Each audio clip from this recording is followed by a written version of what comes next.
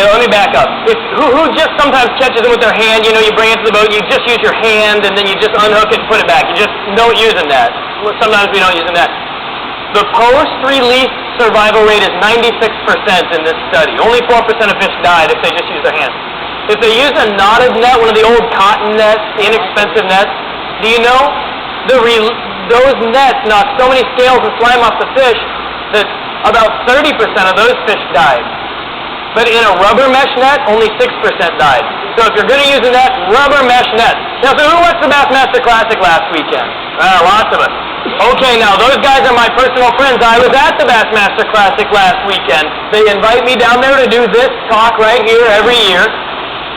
And so those are my personal friends, and they're also heroes to all of us. We love watching those guys fish, right? And the boats pull in for the made-for-TV weigh-in, and they reach into their live well, and they grab that great big bass, and they go, woo! And then the crowd goes wild, and they parade the fish around for 5 minutes like this. And let me tell you, every one of those fish gets released back into the lake.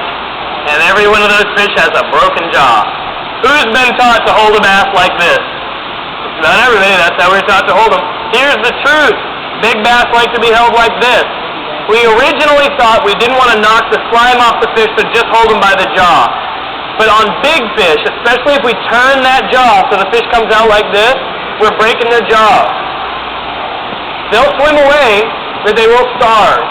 We want to hold the fish like this if they're a big fish. It's called a horizontal hold. That's how we want to hold those big fish. Okay? Okay, enough about that. Enough preaching. Let's give away some more stuff.